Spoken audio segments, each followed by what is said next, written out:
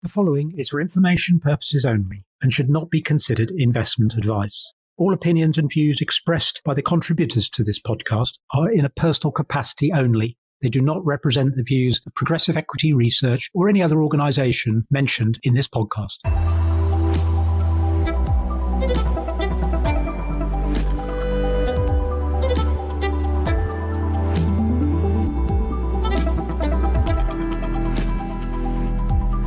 Okay, it is Thursday, the 31st of July. Welcome back, Jeremy. Good to have you here. Hi, Gareth. Yeah, good to be here. So we've got the usual vacillations from across the Atlantic. Trump doing his will he, won't he with the tariffs. Yep. There's been quite a lot going on in the US tech space as well. So why don't you give us your views on where the world is now and what you think might happen over the next couple of weeks? Well, we began the week with the US and the EU striking a trade deal at the 19th hole of Donald's Turnberry golf course. But of course, these are not really trade deals, but more like what I would say are an exchange of social media posts waiting for confirmation and ratification. And I think in the case of the US, Trump's got form in getting congressional approval for his big legislative program recently. But it's worth just pointing out that things are not really so straightforward among the EU member states that have to presumably agree to whatever it is that Ms. von der Leyen agreed to. But this week was always going to be an interesting one with a busy macro calendar culminating in tomorrow's non-farm payrolls, but also accompanied by a blizzard of Q2 earnings reports from the US, which so far haven't disappointed.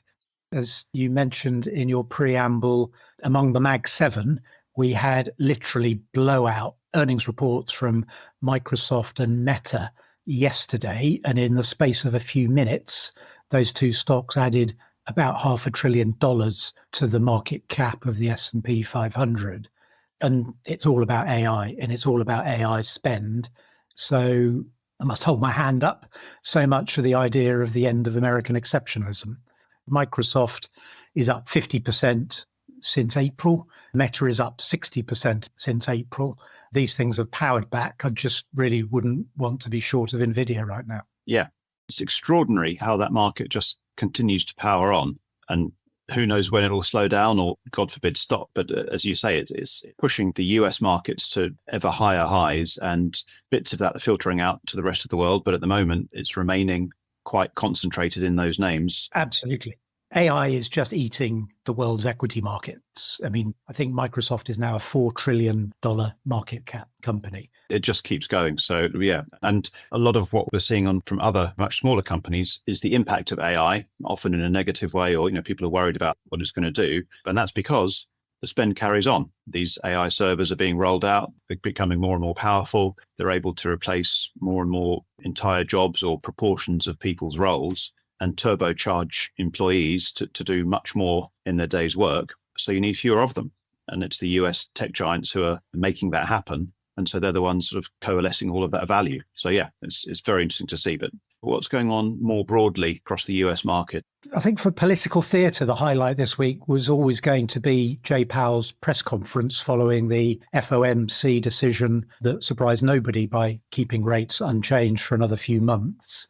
And he didn't miss the opportunity to take a swipe at Trump and Bessant across the road at the White House following the meeting they had at the new Fed building last week. So following the decision, Jay Powell said, "We don't consider the fiscal needs of the federal government. No advanced economy's central bank does that.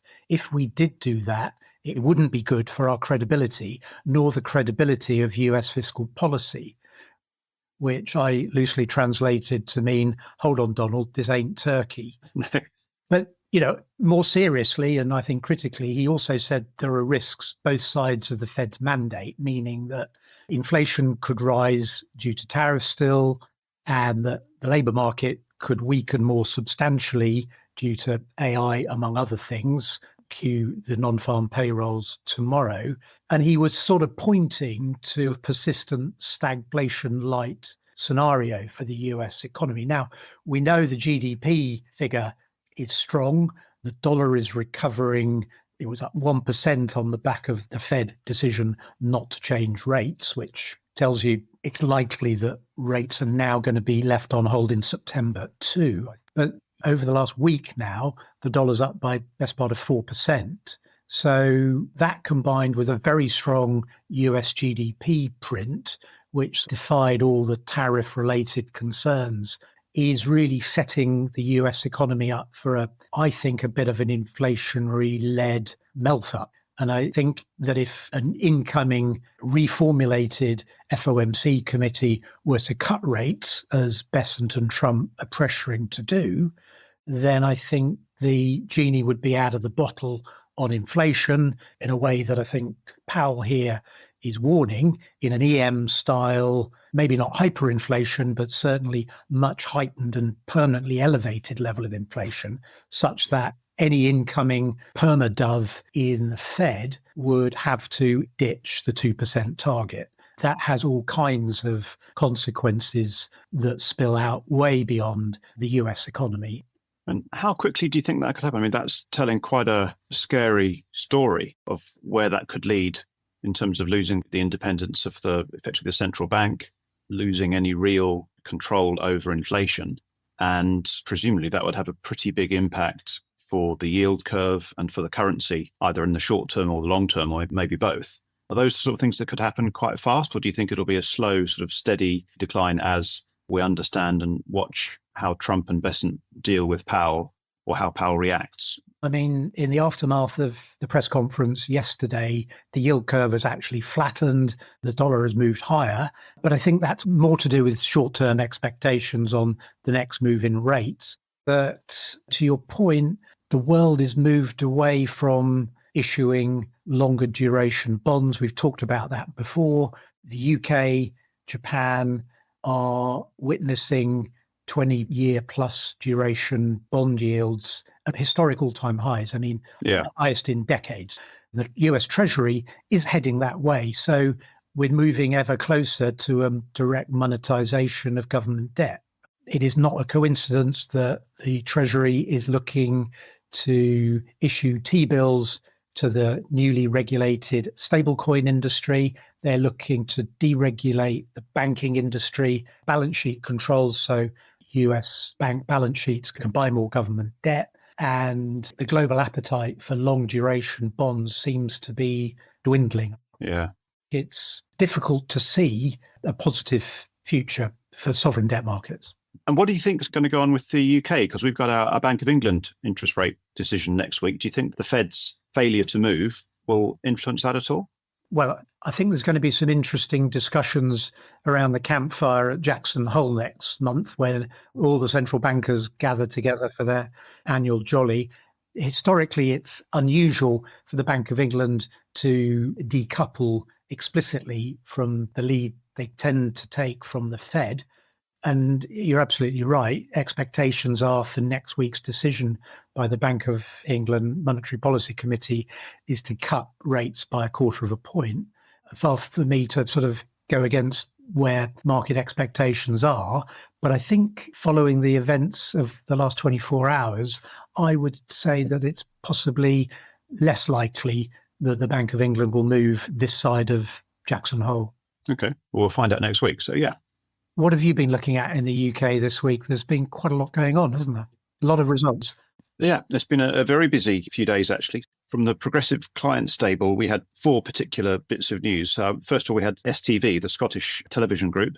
They, on Monday, had a trading update. It was quite a downbeat commentary. They were talking about a deterioration both in the advertising and in the market for commissioning of programs that they're active in. So there's some quite big downgrades to estimates, and the shares fell quite dramatically on the back of that. It was interesting to compare and contrast STV's comments with ITV.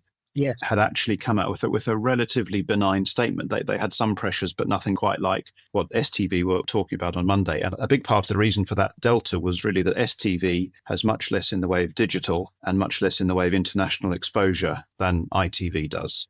But interestingly, both of those areas are key areas of focus for the new chief executive rolling out the recently announced strategy. So it's a shame that the strategy wasn't in place earlier, but at least it feels like they're dealing with the right issues and looking to move the business in the right direction. Then we had IG Design Group, the gift packaging, wrapping and stationery business. We had FY 2025 results from them. The key thing really at the moment with IG Design Group is the recent disposal of their US business, which was quite a big part of the overall group. They've moved to release the group from both the concerns or sentiment worries around tariffs and the underlying difficulties dealing with that, but also they've removed some quite significant working capital swings because that US business was really quite dramatic in the way that working capital moved across the year. So they've kind of de-risked the ongoing remaining business through quite an innovative disposal structure where they will still receive 75% of any net proceeds of that business from it, people that acquired it from IG Design, if they're able to sell it for a decent price down the track. So IG have quite cleverly retained some of the upside, but removed a lot of the risk. So that's some positivity there. Then we had Forterra, the brickmaker. They announced their H1 results, the period to June. It was a very robust performance, and it allowed us to put through some quite significant upgrades to our estimates. So the share price responded nicely. And it's interesting to see that although across that building construction space, as we've said recently, a number of the house builders or the people involved in that supply chain aren't yet really seeing the full benefits of the Labour government's policy around trying to build as many new homes as they possibly can. That hasn't flowed through, at least in the brick market. Forterra are doing well. So it's nice to see them coming through and performing nicely. And then the last piece of news was SDI Group, which is involved in digital imaging and sensing and controls and those sorts of devices. They announced their year to April. That was very much in line with expectations. We left our FY26 estimates pretty much unchanged on an underlying basis. And it's nice to see them delivering on the new strategies. Essentially, they've got a good combination of decent organic performance from what's in the group at the moment and a resumption of the acquisition plan over time. So yeah, a very busy week. There was also some M&A activity that you noticed. What's been going on the acquisition side? It's interesting, isn't it? We were talking last week about the significant number of warnings we've seen, most of which seem to be related to the US. But the market's grinding higher, so we seem to have transitioned to a situation where we've got a pretty horrible economy, but an okay stock market.